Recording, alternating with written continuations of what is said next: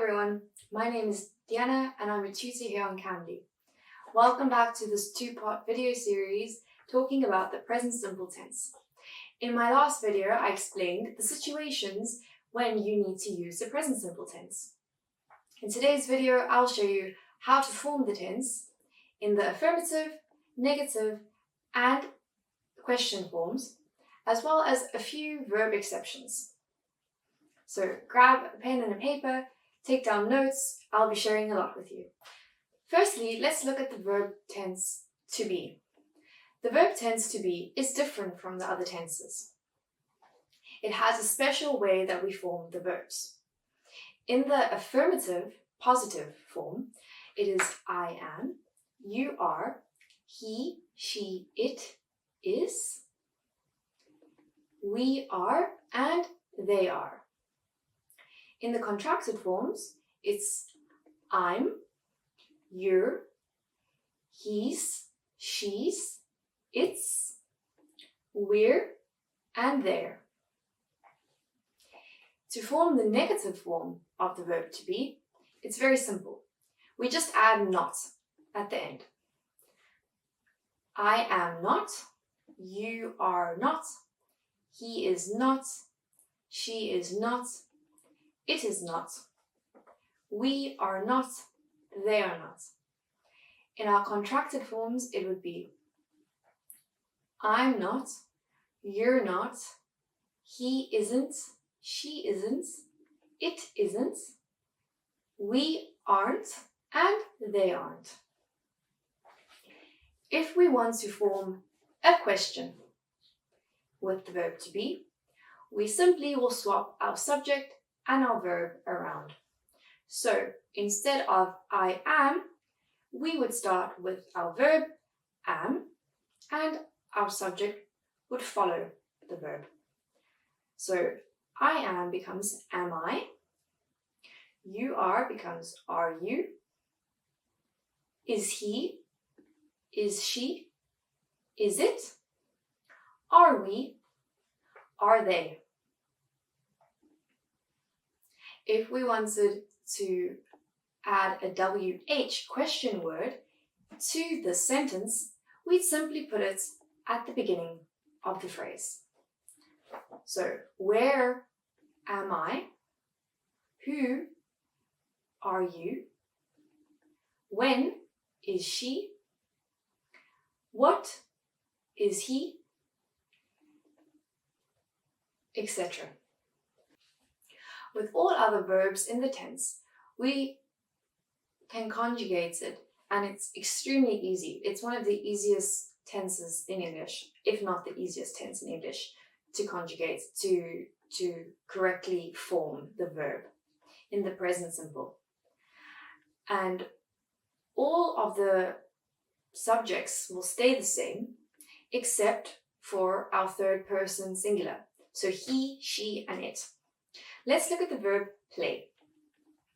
With play, it would be I play, you play, he, she, it plays. So we will add an S at the end of the verb. We play and they play. So as you can see, all of the structures will stay the same except for he, she, and it, where we will add an additional S. When we add an S, there are a few verbs where we will need to change the spelling. Some verbs that end in Y need to change from a Y, which will be replaced by IES. So, for example, the verb study. Study ends in a Y, and when we want to change it into our third person, present simple, so for example, he studies, we will remove the Y and we will simply add IES. The same applies for the verb try. She tried, try ends with a Y, so we will simply add IES. Be careful, not all verbs that end in Y require this change. the verbs that end in AY, UY, OY, and EY don't require this change. For example, the verb say becomes says. The verb play becomes plays, etc. When adding the X, there are a couple of verbs that will require an additional letter to be added. Verbs that end in S, CH, SH, and X sometimes require us to add an E before the S.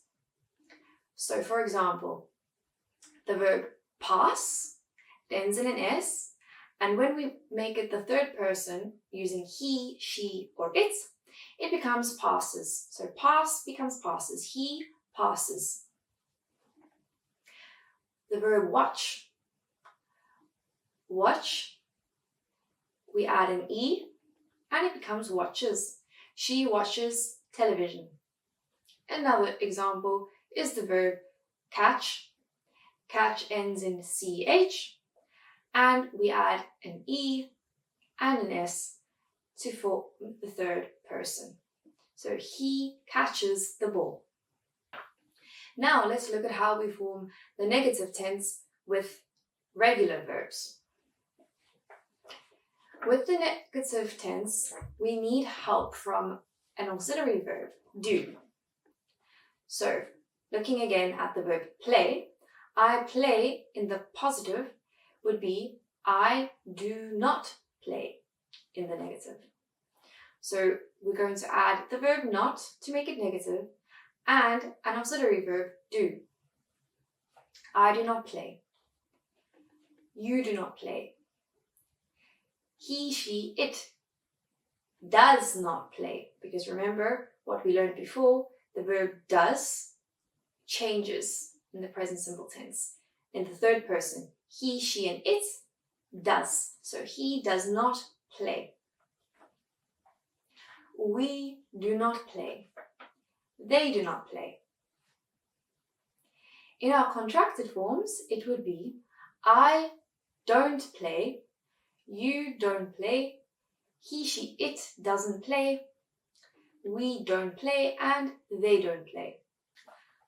How about forming questions in the present simple tense? Again, we're going to look at using our auxiliary verb do. Our auxiliary verb do helps us form questions. In the affirmative, we would add the verb do to the beginning of the phrase, and the rest of the sentence will stay the same. It will remain the same. Do I play? Do you play? Does he, she, it play? Do we play? And do they play? So we simply add our auxiliary verb do to the beginning of the question. And finally, if we would like to add our WH question words before, our question remains the same, and we will just add our WH word at the front, as we did with the verb to be. For example, when do you play football? Why do you play football? Where does she play football? So where does will be used for the verb he, she, and it. Don't forget that. And then for our verb we, when do you play football? Again. And for our verb they, when do they play football? So I hope that after watching this video, you feel more comfortable forming the present simple tense and remember all the exceptions that I have shared with you during the video. For those of you who are unfamiliar with Cambly, Cambly is a language learning platform that connects you with friendly tutors, friendly native English speakers from all over the world, so you can practice your spoken English and also perhaps revise grammar and other things as well. So if you would like to try it, book a lesson with me, and I hope to see you soon. Goodbye.